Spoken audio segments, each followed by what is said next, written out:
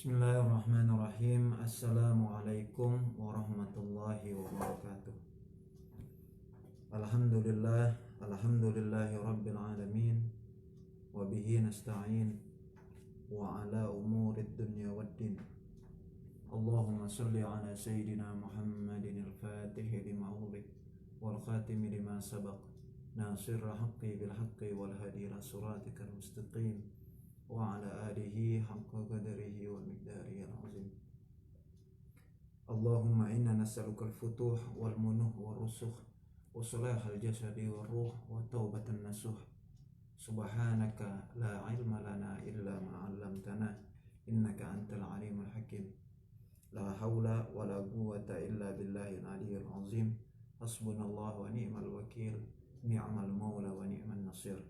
Rabbi syrah li sadri wa yassir li amri wahlul 'uqdatam min lisani yafqahu qawli. Alhamdulillah, segala puji bagi Allah Subhanahu wa taala yang telah memberikan kita nikmat, khususnya adalah nikmat iman dan juga nikmat sehat, sehingga kita bisa bertemu lagi Mitra JSC pada program ngeteh, yaitu ngebahas tentang hidayah, yang mana kita harus banyak-banyak bersyukur karena masih diizinkan untuk bertemu pada malam hari ini.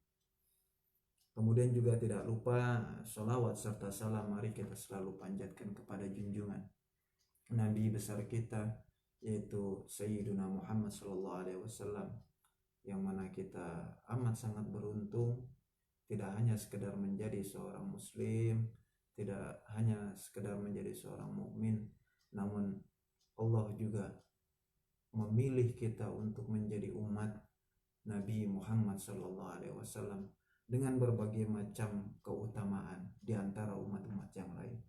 Oleh karena itu, saya pribadi tidak akan pernah bosan untuk mengajak Mitra JSC untuk selalu membaca sholawat kepada junjungan Nabi besar kita Nabi Muhammad SAW bi ayyi sighatin kanat, yaitu dengan redaksi salawat apapun itu, baik itu salawat Ibrahimiyah, salawat Nariyah, kemudian banyak berbagai macam salawat. Silahkan, yang penting kita amalkan, kemudian kita istiqomahkan sampai kita wafat nanti dengan amalan salawat kepada Nabi Muhammad SAW. Orang-orang yang rajin membaca salawat, maka insya Allah lisannya akan Allah jaga dengan sebaik-baiknya. Karena apa? Karena lisannya selalu digunakan untuk menyebut nama yang mulia, fahuwa habibullah Sayyiduna Muhammad SAW, yaitu menyebut kekasih Allah, yaitu Nabi kita Nabi Muhammad SAW. Maka sesibuk apapun kita, sesusah apapun kita, maka jangan sampai kita meninggalkan satu amalan, yaitu untuk membaca sholawat kepada Nabi Muhammad SAW. Jadi jangan sampai ketika kita senang baru kita bersolawat, ketika kita susah kita bersolawat, maupun sebaliknya, ketika kita susah kita rajin sekali bersolawat kepada junjungan Nabi Muhammad. Lalu kemudian ketika Allah mengabulkan permintaan kita, menjadikan hajat kita tersebut kabul, lalu kemudian kita tinggalkan perkara-perkara baik tersebut, maka jangan pernah bosan Mitra JSC dimanapun berada. Itu pun teruntuk dan terkhusus untuk diri saya pribadi, agar tidak selalu meninggalkan, yaitu bersalawat kepada junjungan Nabi kita Nabi Muhammad SAW. Mitra JSC yang dirahmati oleh Allah Subhanahu wa taala, berbicara tentang lisan pada malam hari ini adalah perkara yang butuh mujahadah, butuh perjuangan untuk kita bisa mengamalkan.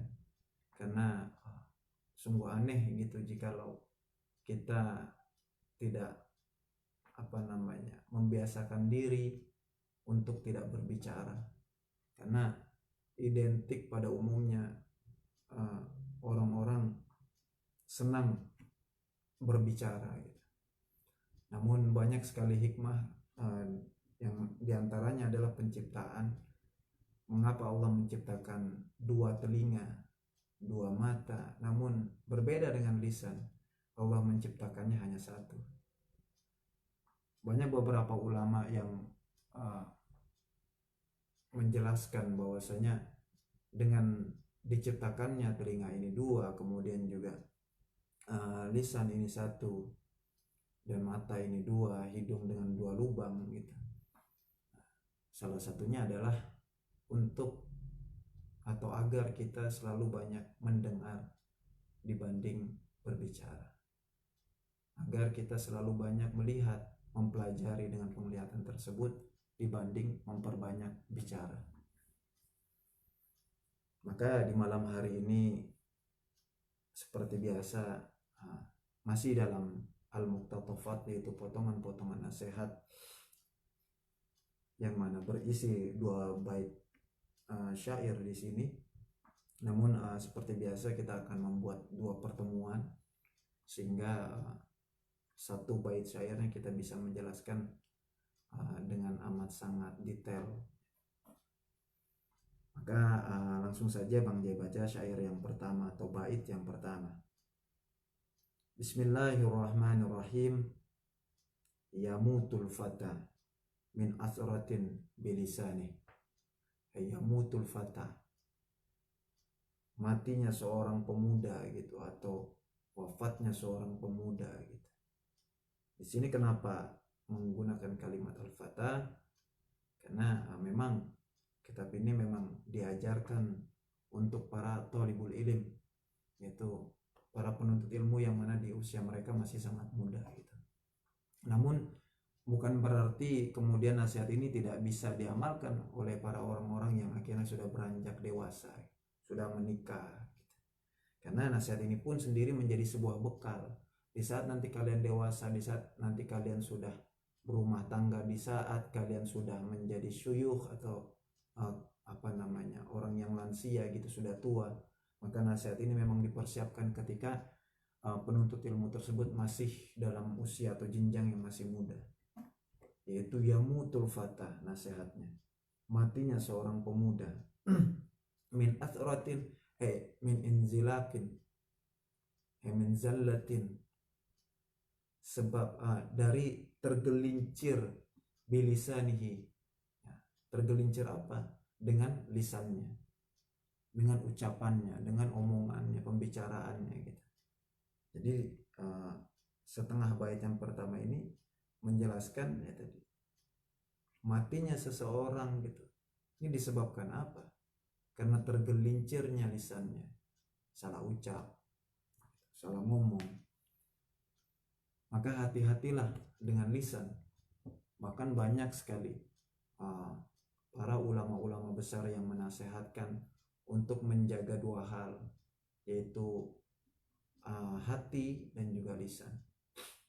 Hati dijaga agar kita tidak bersuuzon, khususnya sesama muslim. Seburuk apapun dia adalah seorang muslim. Bahkan guru saya pernah menjelaskan bahwa hakikatnya sebenarnya manusia yang ada di seluruh muka bumi ini adalah hanya sekedar boneka-boneka yang memang Allah gerakkan. Jadi mengapa kita harus bersuuzon dengan tingkah lakunya, dengan keburukannya? Itu semua memang Allah ciptakan seperti itu. Untuk apa? Untuk yang pertama adalah memberikan pelajaran kepada kita agar kita tidak mengikuti tabiatnya. Kemudian yang kedua adalah untuk menguji kita agar memiliki hati yang bersih. Karena apa? Allah menyisakan satu tempat di dalam kitab Bahajatul Wasail. Guru saya Kiai Nur Ali sempat menjelaskan Allah di dalam diri manusia Allah memiliki tempat yang mana tidak bisa dimasuki oleh setan, yaitu apa? Hati. Hati ini adalah tempat di mana tempat kita bisa berinteraksi dengan Allah Subhanahu wa taala. Bahkan banyak orang yang bisa membuat sebuah casing, membuat sebuah action gitu ataupun gaya dari sebuah tampilan gitu. Namun dia tidak akan pernah bisa membohongi hatinya. Makanya oleh karena itu banyak beberapa ulama yang memulai kitabnya dengan innamal a'malu binniyat, atau juga di matan Zubat, perbaikilah niatmu. Karena segala sesuatu yang dilakukan tanpa niat maka perkara tersebut tidak sah. Sama seperti kita berwudu, kita tidak memasang niat ketika kita membasuh wajah. Nawaitul wudu li rafil hadatsil asghar misal. Nah, kita tidak memasang niat maka wudunya tersebut tidak sah. Di dalam sholat, Allahu Akbar, sholli fardhu maghribi salasa raka'atin, mustaqbilal kiblati billahi ta'ala misal. Nah, semua dimulai dari niat gitu. Nah, niat itu di mana? Ya. Imam Nawawi menjelaskan bahwasanya niat tersebut bertempat di hati gitu. Jadi bukan di lisan. Maka hukum bertalafus atau mengucapkan niat adalah hanya sekedar sunnah. Namun meniatkan sesuatu di dalam hati itu adalah hukumnya wajib. Jadi jikalau misalnya ada orang sholat Allahu Akbar, dia niat sebelumnya tuh, sholli fardhu maghribi Allah, tidak niat di dalam hatinya beriringan dengan takbir, maka sholatnya tersebut tidak sah. Karena tempat niat adalah di hati. Muqtarinan bil fi'li wa mahalluhu fil qalbi. Niat itu harus beriringan dengan perbuatan. Maka berbeda jika niat itu tidak beriringan dengan perbuatan, maka inilah yang diistilahkan dengan azam atau kemauan atau kepengenan kalau bahasa kita gitu. Aduh, pengen makan nih gitu. Kita kagak ke warteg gitu kan, ataupun nggak ngeluarin duit sedikit pun. Nah, ini azam saja gitu, hanya sekedar kepengenan. Namun berbeda ketika aduh pengen makan nih, kita ambil uang kemudian kita berjalan. Nah, ini ya yang dinamakan dengan niat, muqtarinan bil fi'li, beriringan dengan pekerjaannya. Wa mahalluhu fil qalb, dan tempat niat adalah di dalam hati, jadi bukan di dalam lisan. Karena berapa banyak orang bisa saja gitu menjanjikan banyak hal tetapi hatinya tidak seperti itu. Wah, nanti gampang deh, ntar beliin hadiah deh, ntar beliin ini deh. Lisan amat sangat mudah sekali mengucap gitu, namun berbeda dengan hati. Makanya hati ini yang tahu hanyalah seorang hamba dengan Allah saja gitu. Karena memang disinilah tempat kita berdialog dengan Allah Subhanahu wa Ta'ala, ya di hati. Allah menyisakan satu tempat. Maka banyak para ulama yang tadi Bang jelaskan bahwasanya agar menjaga hati, membersihkan hati dari perkara-perkara dosa. Karena apa?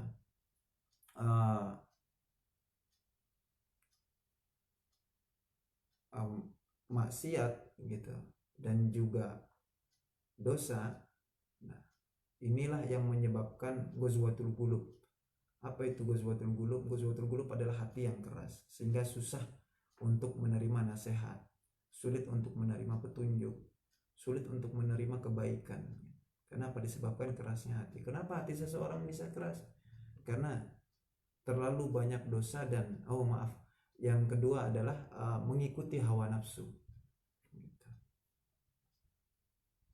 Jangan lupa di matan Zubat tuh, fasyahwatu ma'adzunubi gitu. Maka syahwat dan juga dosa-dosa itu mujibatani ghazwatul qulubi. Maka dua perkara inilah yang bisa mengeraskan hati seseorang. Apa ciri-ciri orang yang hatinya keras? Ketika kita nasihati sudah tidak mau dengar gitu, dinasihati tidak mau melakukan gitu. Bahkan ada perkara-perkara kebaikan ya sudah tidak tidak ada klik gitu, tidak ada kepengenan gitu mendengar kajian agama, mendengar orang-orang membaca maulid, orang-orang yang berzikir gitu. Hatinya sudah keras. Kerasnya hati tadi disebabkan karena banyak mengikuti hawa nafsu dan juga banyaknya dosa-dosa yang dilakukan. Baru kemudian selanjutnya kita dianjurkan oleh para ulama adalah untuk menjaga lisan, hifzul lisan. Karena apa? Ya tadi dijelaskan di bait ini, yamutul fata bi min asratin bilisani. Matinya seseorang atau pemuda yang di sini kita bisa artikan siapapun itulah. Ya. Nah, min asratin bilisani, ya, disebabkan karena min zilakin, min zallatin, karena sebab tergelincirnya lisannya, karena tidak bisa menjaga lisan. mengucapkan kata-kata kotor, mudah mengumbar janji, kemudian melakukan membicarakan perkara-perkara keburukan orang lain. Nah, ini berbahaya gitu. Usikum wa nafsi bitaqwallah. Ini adalah perkara yang amat sangat sulit gitu. Maka tidak salah lah jika pepatah mengatakan diam itu emas gitu. Namun jangan terlalu banyak diam. Nah, ntar ada seleksinya lagi gitu kan, ada penjelasannya lagi. Maksudnya apa? Boleh kita berkata-kata jikalau kata-kata tersebut bermanfaat. Inna min husnil islamil mar'i tarku ma la ya'ni. Sesungguhnya dari ciri-ciri muslim yang baik gitu. Ciri muslim ya yang baik adalah meninggalkan apa-apa yang tidak bermanfaat. Sama dari sisi pembicaraan pun, dia hanya berbicara perkara-perkara yang hanya memberikan manfaat.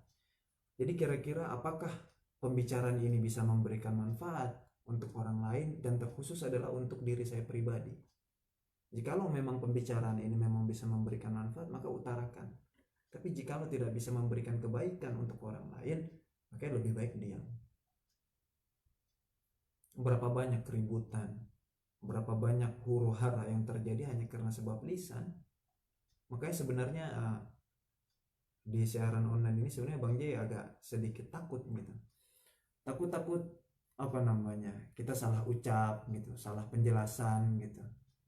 Makanya selalu Bang J mulai di awal pembukaan pembahasan materi di malam ini dengan mengucap la haula wala quwata illa billah. Ya Allah, aku tidak memiliki daya, aku tidak memiliki kemampuan kecuali hanya Engkau yang Maha Agung.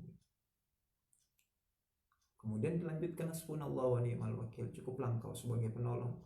Jikalau memang lisan ini mengucapkan kata-kata yang salah, penjelasan-penjelasan yang menyesatkan seseorang, maka lebih baik engkau jaga lisan ini gitu. Kemudian ya semoga tidak menjadi ingatan bagi para audiens. Ya, sebenarnya agak-agak takut gitu. Makanya ya banyak ya, salah satu ada di program TV gitu, seorang politikus ketika di sidang dia tidak bisa berkutik karena apa tadi? Ada jejak rekam media ya. Dia bilang akan mensejahterakan masyarakat, dia bilang akan mensejahterakan rakyat di dalam video tersebut gitu. Walaupun memang videonya belum ditampilkan. Ketika diwawancarai, Bapak sempat menjanjikan akan memberikan bantuan di provinsi ini dengan sekitar triliun. Saya tidak pernah mengucapkan hal tersebut. Pas ditampilin gitu kan videonya, ini dia. Ini mungkin guru saya menjelaskan, ini mungkin salah satu gambaran di masyar gitu. Cuman nanti dengan layar yang lebar gitu, semua orang melihat. Di dunia saja bisa seperti ini, apalagi nanti teknologi alam barzah, teknologi masyar itu lebih canggih lagi gitu. Nah iya dong, buatan manusia aja bisa secanggih itu, apalagi Allah yang membuat, maka akan lebih canggih lagi. Maka wajar gitu.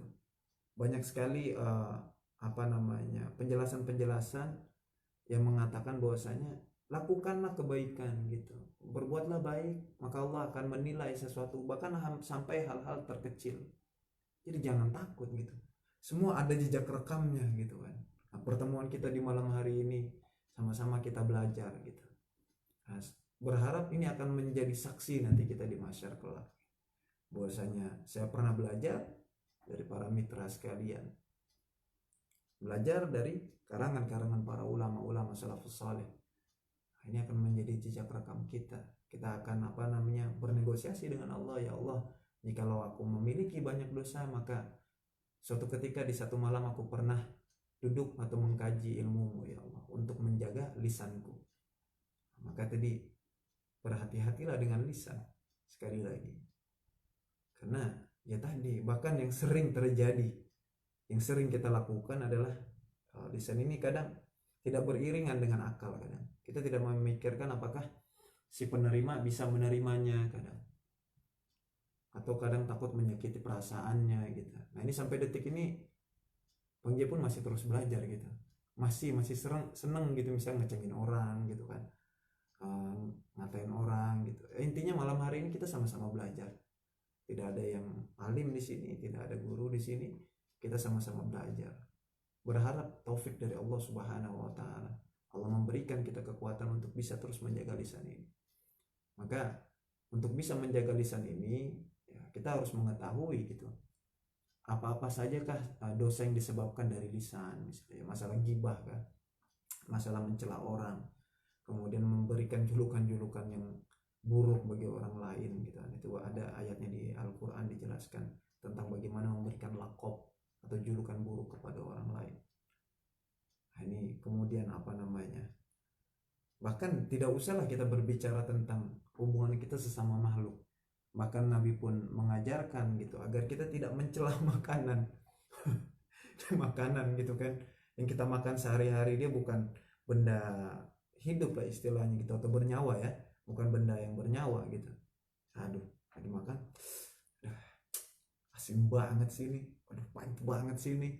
Nah ini ya, nuqsanul barakah, ya, keberkahan makanan tersebut nanti akan dicabut. Dampaknya apa ketika makanan tadi keberkahannya dicabut, ini akan memberikan dampak pada proses ibadah kita gitu. Ibadah jadi malas gitu kan, mau sholat sunnah jadi nggak bisa gitu, mau berkata baik jadi nggak bisa.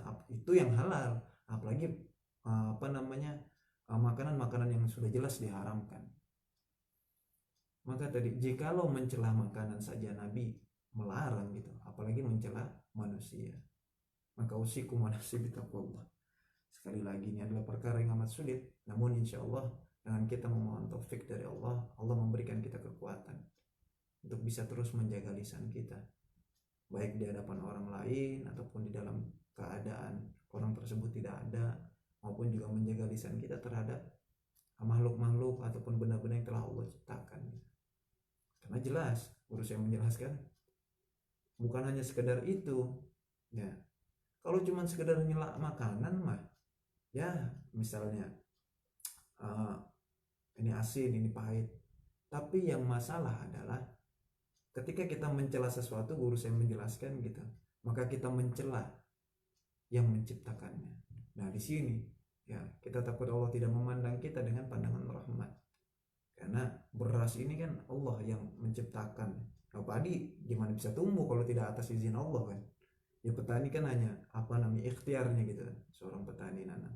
Ya bahkan banyak sawah berapa hektar gitu, tahu-tahu apa namanya nggak gagal gitu kan, gagal panen itu sering sekali terjadi. Terus dengan hal tersebut apa kita berkeyakinan bahwasanya petani tersebut yang menumbuhkan? Pasti tidak gitu. Allah yang membuat padi-padi tersebut tumbuh kemudian menguning gitu. Ketika kita mencela suatu makanan, maka kita telah mencela penciptanya. Bagaimana perasaannya? Namun sekali lagi Allah, kita memiliki Tuhan yang amat sangat agung, Ar-Rahman Ar-Rahim, Maha Pengasih lagi Maha Penyayang. Berbeda dengan manusia gitu, ketika dicela buatannya, gak usah inilah. Ketika kita memiliki sebuah karya gitu, kemudian aduh ini kayak jelek banget deh. Itu kan kita nggak siap gitu kan nerimanya gitu, ini kayak kurang ini nih. Itu yang terbesit di hati kita pasti kalimat bantuin aja, enggak, lu nggak tahu ya kan, gue sampai begadang bikinnya, sampai kagak tidur, sampai sakit tuh bikin, yang sampai aduh banyak lah, itu gerendeng jadi hati. Ya itulah rasanya gitu, ketika hasil karya kita dicela oleh orang, bukan ke kita dulu lah, ciptaan apa, karya kita, bukan ciptaan, maaf, karya kita dicela oleh orang lain. Makanya tadi, nah ini kan bisa menyebabkan keributan. Maka di sini dijelaskan ya mutul fata, seseorang bisa mati, bisa diartikan secara kias, walaupun secara apa makna yang tertulis juga bisa diartikan. Berapa banyak keributan, pembunuhan terjadi gara-gara saling mencela, saling mengejek. Pernah kasus di tahun berapa Bang J lupa gitu kan, ya mohon maaf gitu, seorang apa namanya ya wanita, apa sih Bang J susah menyebutkan kalimat, wanita penghibur lah ya, lebih baik wanita penghibur yang mencela konsumennya gitu kan, tidak tanggung-tanggung ya, wanita penghibur tersebut dimutilasi karena bukan sebab masalah apapun, karena cuma mencela masalah bau badan. Mungkin bagi mitra JC yang pernah mendengar kasus ini pasti akan flashback, oh iya benar juga gitu, cuman sekedar mencela gitu kan, aduh bau banget badannya gitu kan. Ini booming sempet kan di media, kemudian di publik juga booming, waduh ngeri banget sampai dimutilasi. Ini tadi yamutul fata, seseorang bisa mati karena tergelincirnya lisan. Kalaupun memang tidak mati, ya minimal kita saling benci satu sama lain, gitu. Apa yang mati di sini? Hubungan kita dengan orang lain, gitu. Hubungan kita dengan atasan, hubungan kita dengan keluarga kita, hubungan kita dengan kawan-kawan kita. Kenapa? Karena terlalu banyak bicara. Maka guru saya menjelaskan jangan terlalu banyak ngomong. Ente jangan banyak ngomong. Kalau banyak ngomong banyak salahnya. Banyak ngomong banyak salah, maksudnya gimana? Oh, karena seiring berjalan belajar terus belajar, kemudian mengalami pengalaman pribadi, oh benar juga. Terlalu banyak yang kita ucapkan, terlalu banyak kesalahan yang kita lakukan.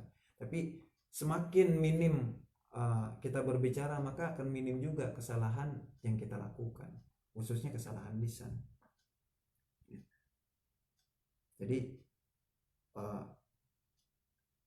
jangan sampai kita membuat sebuah masalah yang besar hanya dengan sebuah lisan gitu.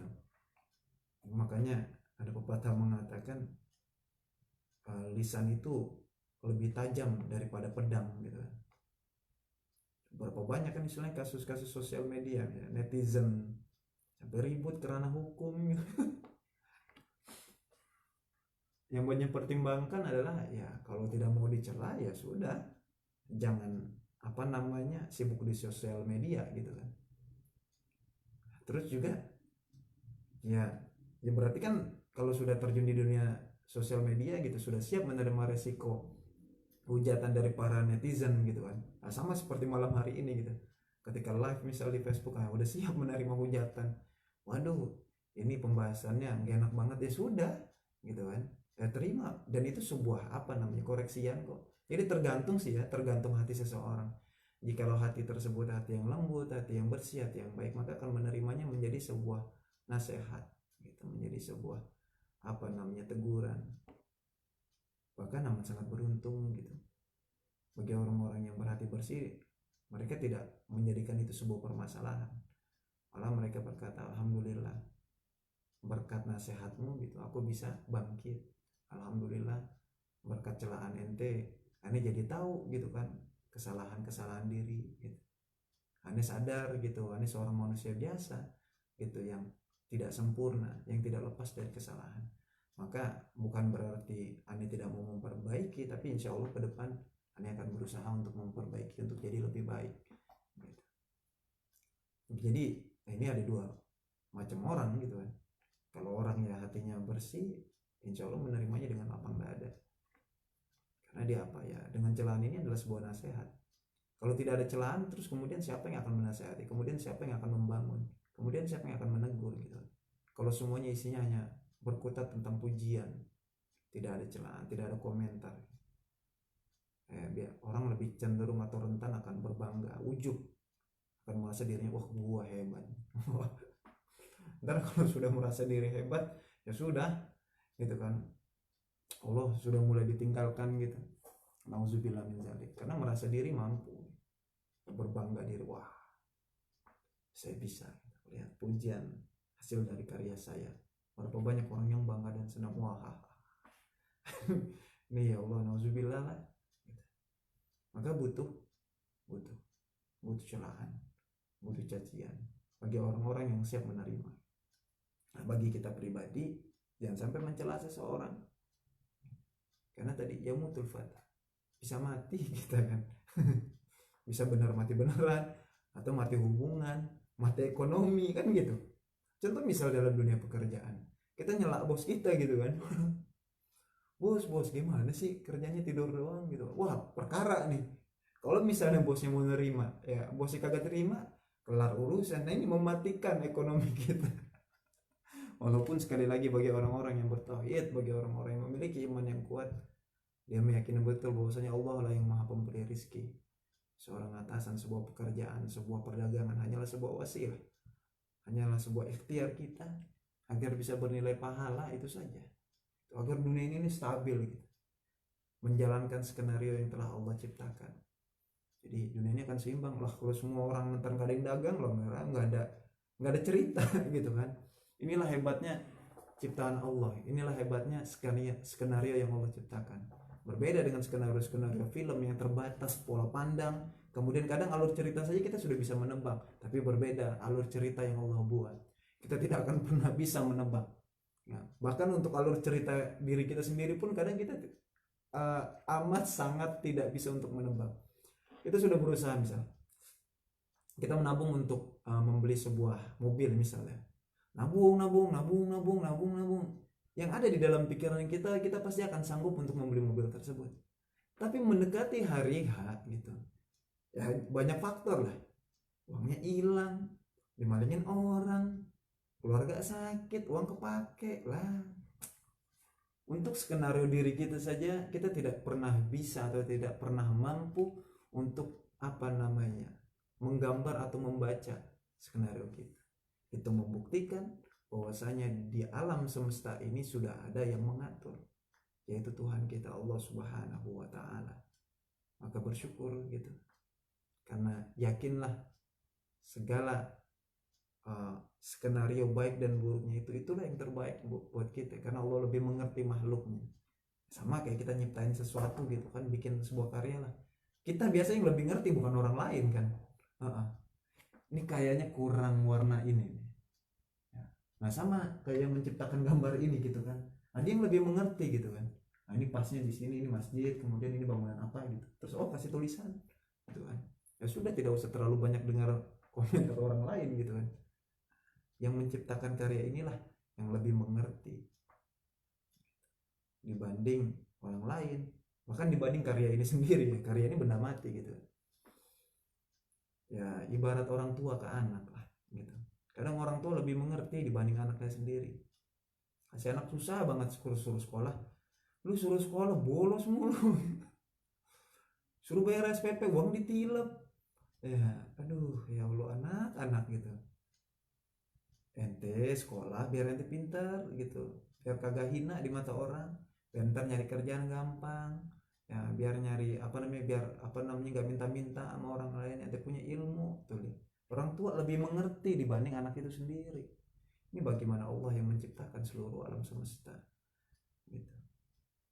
Makanya jikalau seseorang sudah menjadi orang tua, harusnya lebih memahami tentang rahasia-rahasia yang telah Allah ciptakan. Maka tidak salahlah jikalau di Al-Quran orang tua selalu disandingkan dengan kalimat Allah, ridho Allah fi ridho walidain, satu dalam sebuah hadis, ridhonya Allah tergantung ridho kedua orang tua gitu. Jadi ya bersyukur jikalau saat ini Allah mentakdirkan diri kita menjadi sebagai orang tua. Kita akan bisa seharusnya lebih memahami arti kehidupan.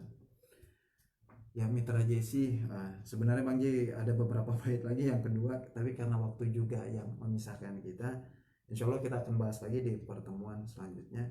Semoga yang sedikit ini bisa memberikan manfaat, khususnya bagi diri saya pribadi. Usikum wa nafsi bitaqwallah. Semoga yang singkat ini bisa diamalkan, yang sedikit ini bisa diamalkan, kemudian bisa berbuah, dan itu menjadi adab tingkah laku kita terhadap orang lain gitu. Ya, wa nas'alut taufiq minallahi ta'ala. Kita memohon taufik, kekuatan agar bisa menjalankan ilmu-ilmu yang kita dapat, bisa mengamalkan sehingga bisa menyatu di dalam diri kita dan menjadi pribadi yang mulia. Allahu a'lam bishawab. Rabbi zidni ilman warzuqni fahman. Syukran katsiran ala ihtimamikum. Wassalamualaikum warahmatullahi wabarakatuh.